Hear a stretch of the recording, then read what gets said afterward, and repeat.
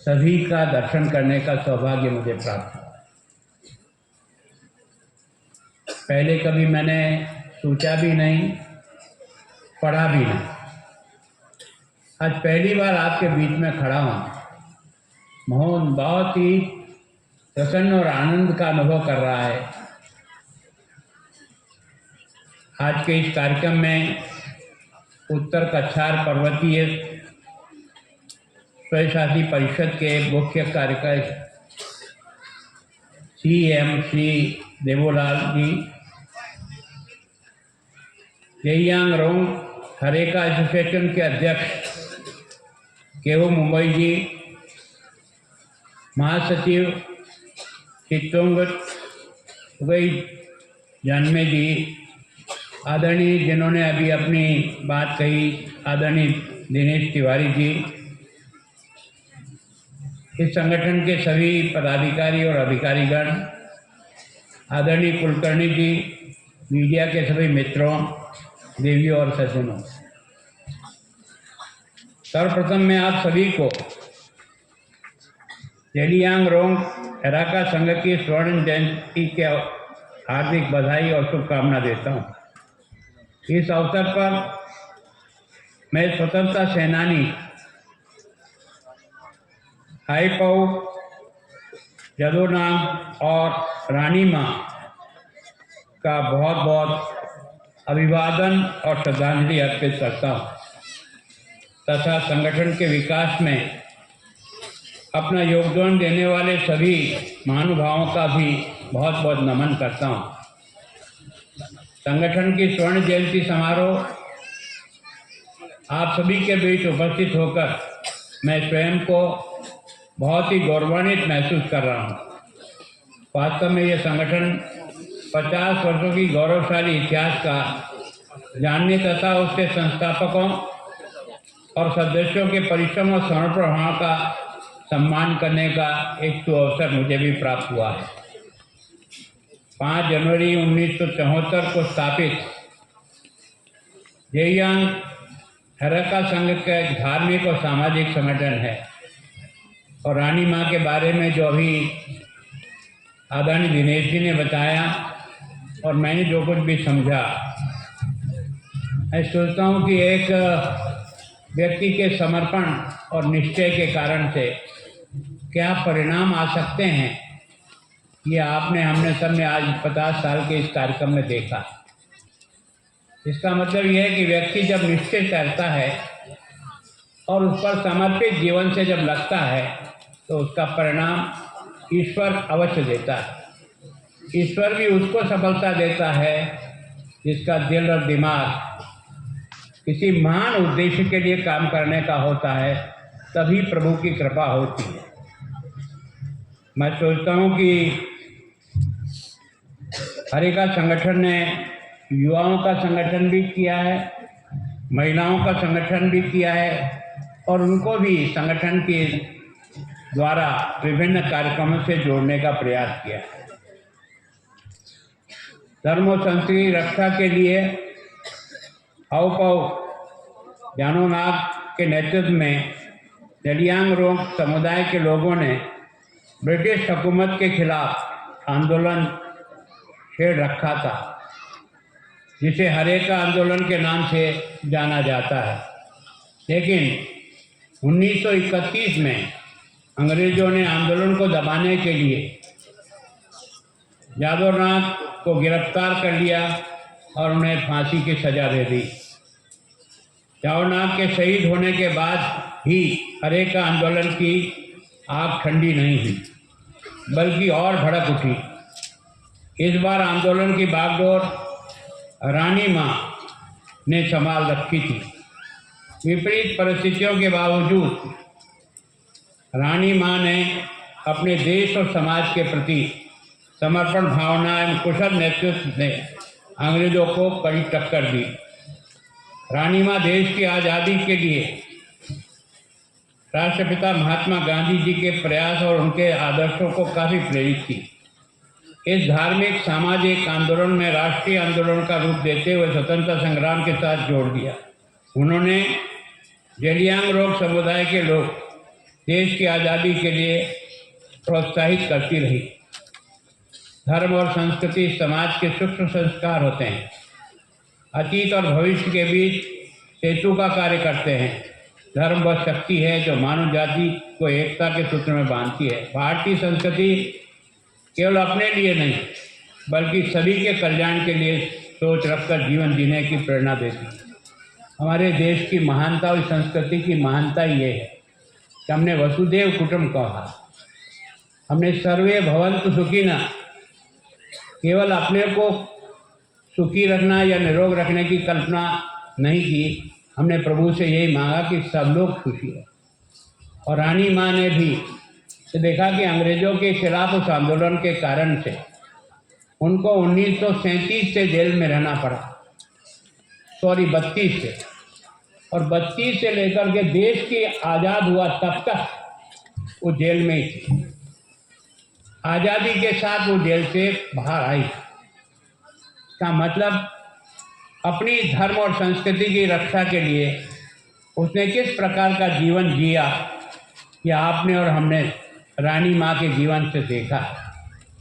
मैं सोचता हूँ वास्तव में इसीलिए रानी माँ आप और हमारे दिलों में बैठी हुई है कि उनकी कठिनतम साधना के बाद भी अपनी धर्म और संस्कृति की रक्षा के लिए सब कुछ न्यौछावर करने का मन। मैं सोचता हूँ आज आप और मैं बहुत भाग्यशाली हैं कि भारतीय संस्कृति की उस परंपरा से जुड़े हुए हैं जहाँ गुरु गोविंद के दोनों लड़कों को जब धर्म परिवर्तन के नाम से दीवार में चुना जा रहा था, दीवार की एक एक ईंट रखी जा रही थी और रखने के बाद जब बार बार पूछा जा रहा था कि क्या तुम धर्म परिवर्तन करना स्वीकार करोगे, उनका कोई सवाल ही पैदा नहीं होता। एक के बाद एक ईंट चलते चलते जब छोटे भाई के गले में पहले ईंट आ गई तो बड़े भाई की आंखों से पानी आ गया। छोटे भाई ने ललकारते हुए कहा कि तुम्हारी आंखों में ये पानी क्यों? उसने कहा भैया इसलिए नहीं कि मैं इस प्रकार का हाल देख रहा हूँ, मुझे इस बात का दुख है कि दुनिया में तू मुझसे बाद में आया, लेकिन देश और धर्म के लिए तू मेरे से पहले जा रहा है। इसका बड़े भाई होने के कारण से मेरे पर ईंट देर से आएगी, इसका मुझे दुख है। इस देश और संस्कृति को बचाने के लिए ऐसे ही महान व्यक्तित्व को दुनिया याद करती है कि हमने अपनी धर्म और संस्कृति को बचाने की दृष्टि से कितने कितने उत्सर्ग किए हैं। मैं सोचता हूँ कि जब मैं मेवाड़ से आता हूँ, मेवाड़ ने अपनी धर्म और संस्कृति की रक्षा के लिए महाराणा प्रताप ने सब कष्ट सहना शुरू करा। इन्हें प्रतिज्ञा की थी जब तक मैं इनको यहाँ से खदेड़ नहीं दूंगा तब तक सोने की थाली में भोजन नहीं करूँगा, क्योंकि राजा था, ना बिस्तर पर सोऊंगा, न महलों में सोऊंगा, मैं इस संघर्ष को करूँगा। और आपने देखा ईश्वर उसकी कैसे मदद करता है। छोटी सी सेना के साथ भी जब वो सब प्रकार से एक तरह से अभाव में आ जाते हैं और सेना को संचालन करना बहुत कठिन होता है, ऐसे समय में प्रभु भामाशाह को क्या बुद्धि देता है। भामाशाह सोचता ये इतना करोड़ों लाखों रुपयों का कमाया हुआ धन क्या काम का अगर इस देश और धर्म की रक्षा नहीं हो सकी। और महाराणा प्रताप जिस देश और धर्म की रक्षा के लिए इस कठिनतम रास्ते पर जाकर के अपने जीवन की ताकत लगाए बैठा है, तो उसने अपनी सारी धन दौलत ला करके उसके चरणों में रख दी कि आप इससे संचालन करो और अपनी देश की आज़ादी का लड़ाई लड़ो। ये जो भामाशाह पैदा हुआ ना, ये प्रताप के जीवन के कारण से पैदा हुआ है। अगर लोगों को कुछ सिखाना चाहते हो ना, तो पहले अपना आदर्श रख करके आगे बढ़ोगे, तब लोग आपको कुछ सीखने का प्रयत्न करेंगे। हमारी देश को बचाने के लिए जो एक लंबी कहानी चली है, एक लोग कई बार कहते हैं कि हमारा संघर्ष केवल 200 साल का अंग्रेजों से रहा। नहीं, हमारा संघर्ष 1000 वर्षों तक रहा। हमने अपनी महान संस्कृति को बचाने के लिए लाखों सर दिए हैं, कितने परिवार और कितने कष्टों को भुगतते हुए हमने, लेकिन हमारी आस्था ये थी, क्यों कि हम इस सिद्धांत को मानते हैं कि जियो और जीने दो।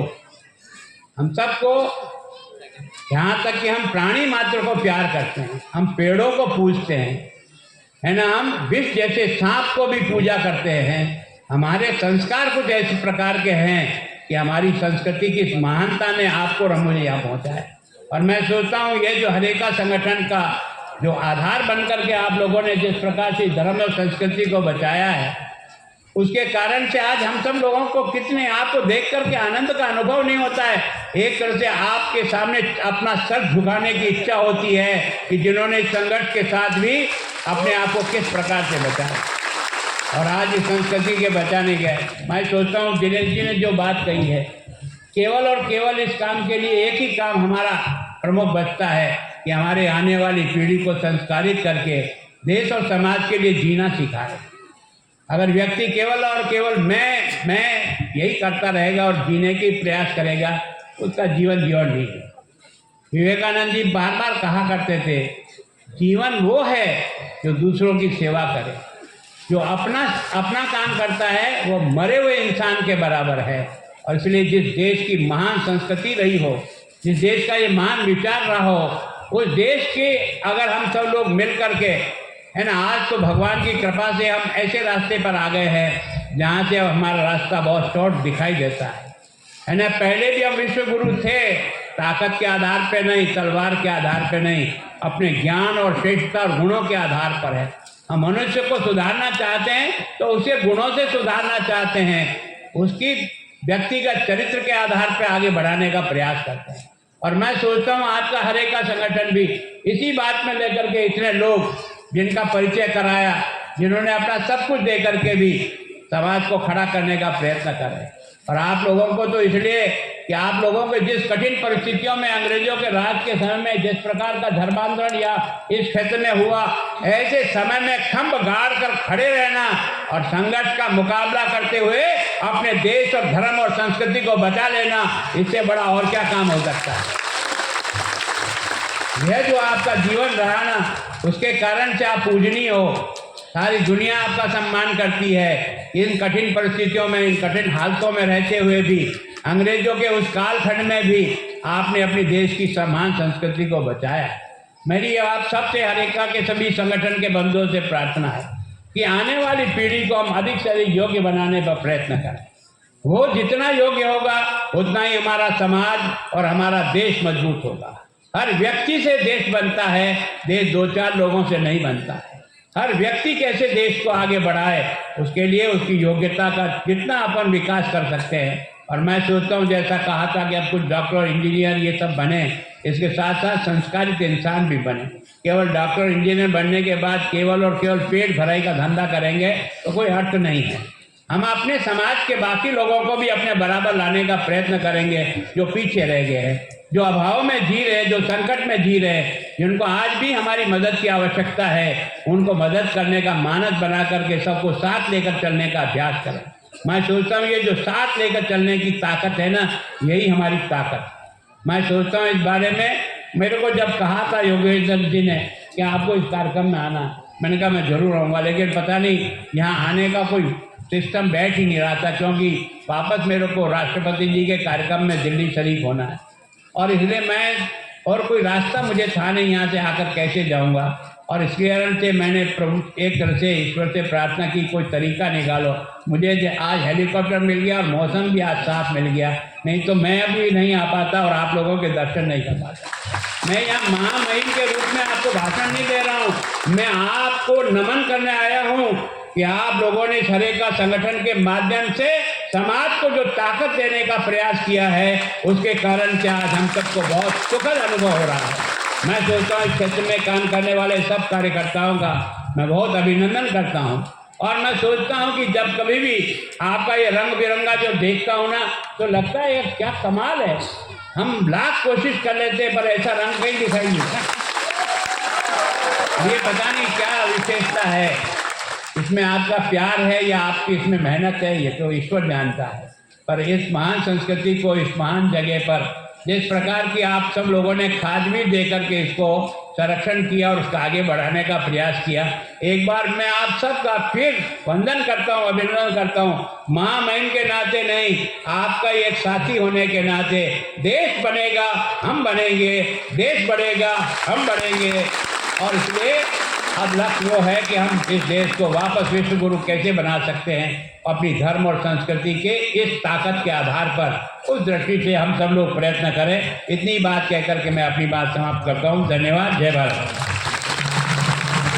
बहुत बहुत धन्यवाद। आपको धन्यवाद किन शब्दों से किया जाए, सब कम कर गए हैं इस स्वर्ण जयंती की कृतज्ञ बनाने